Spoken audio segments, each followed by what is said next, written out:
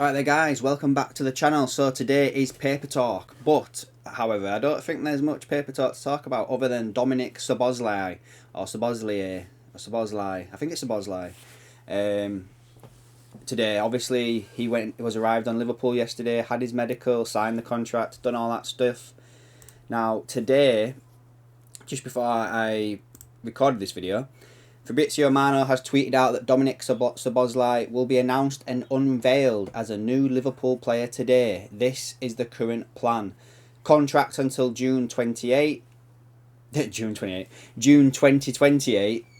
No option included. I don't know what that means. I don't know if that means option as in like a further year or a buyout clause or something. I don't know what that means. I would presume an option for an extension. I'm guessing that's what that is. And basically the £60 million fee to Leipzig has been paid. As we go across now, we can go to the Athletic. Yesterday again, David Ornstein, the guy who was the first person to announce all this deal was going down. Liverpool are set to complete the deal to recruit Dominic Szoboszlai from RB Leipzig. The 22-year-old attacking midfielder has undergone a medical and is joining on a 5-year contract. The Premier League club will pay their Bundesliga counterparts £60 million after activating the Hungarian international's release clause. Bearing any last-minute hitches, the deal is expected to be announced in the next 24 hours. So I guess the whole thing that comes down now, guys, is what number do we reckon Szoboszlai is going to take? For me, if I'm going to be honest with you, I don't know why, but I'm thinking the number 8. I just think it's the number that's the other one number that's 3. Obviously, we've seen Luis Diaz has taken number 7. I still expect Nunes to take the number 9. So, unless Szoboszlai has got a preference for taking maybe 27 or 23 or something like that, I think he might take the number 8. In all fairness, I don't know. I can see here by looking at this picture, I think he's wearing number 17, but I think someone wears that for Liverpool already, don't they? I can't remember actually. To be fair, I should have probably checked that. To be fair, but yeah, I've got a funny feeling it might be number 8, but I guess we'll find out at some point today what number he's wearing. Now, let's get back to Paper Talk, shall we? Is there anything in the Sunday papers we can mention about Liverpool here, or anything that has anything to do with anyone that Liverpool were after? Apparently Sancho, United have rejected a bid from Dortmund for him to go back on loan. Looking at that, guys, that looks very much like Liverpool dodged a bullet with that one, isn't it? I remember being quite disappointed when Man United got him over us, but that's just not worked out, has it, at all? Newcastle expect to sign Tonali, which could be delayed into next week, according to Fabrizio Romano. Again, Tonali, a player Liverpool were linked with for a few years, back when he was in Serie B. But yeah, 70 million that to Newcastle United, who we've picked to get Szoboszlai as well, if you believe the reports. Chelsea 20-year-old English defender Levi Colwill. This is someone who I think Liverpool are interested in. He's expected to play a key role under Mauricio Pochettino amid interest from Brighton, Liverpool and City. Now, this is potentially one to keep an eye on, guys.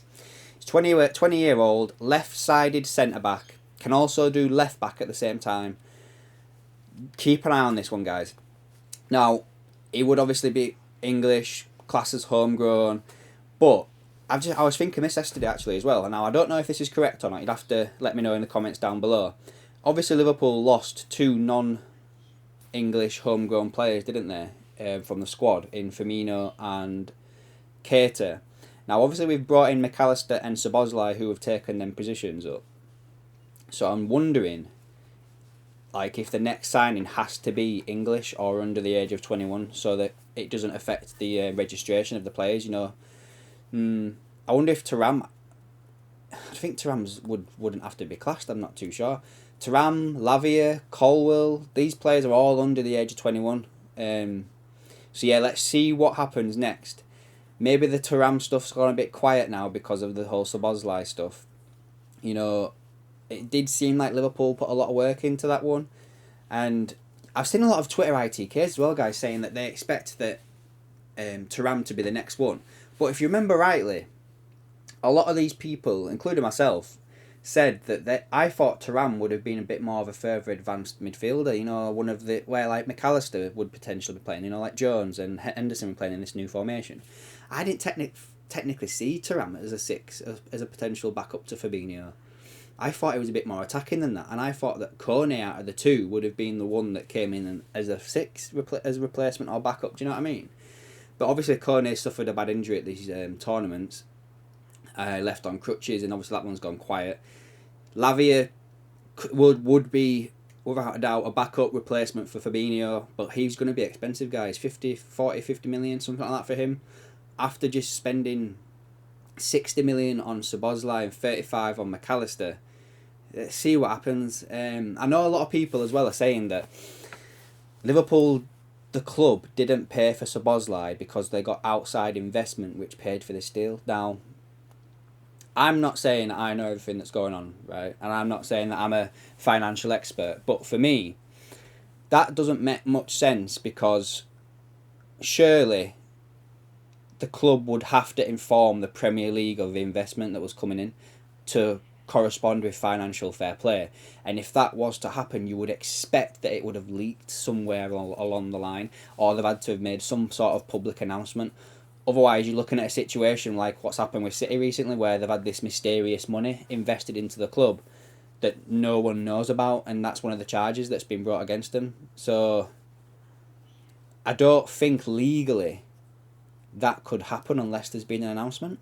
I don't know. Maybe I'm wrong, guys. I'm not a financial expert, but I don't fully believe that. But I could be wrong. Let's get back to this paper talk.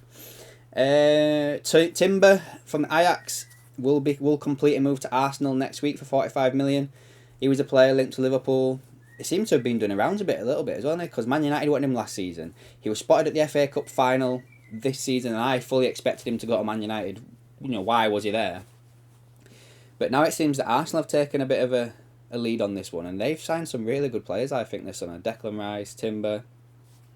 And then the next one underneath is Havertz has become the Arsenal's highest paid player at 17 million a year from joining from Chelsea. I think he's going to work wonders there. I think he was played in the wrong position. Liverpool were linked to him before he went to Chelsea.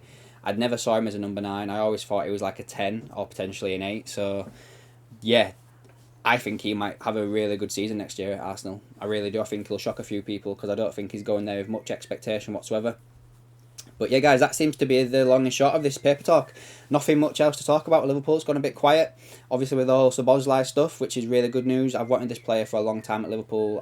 I wanted him before I went to Leipzig when we were linked to him then, and Leipzig got him for 20 million, and now we've paid 60. So yeah, that's it, guys, for this. I hope you've liked this video. If you have, give this video a like. If you're new here, subscribe to the channel, and I'll catch you in the next one.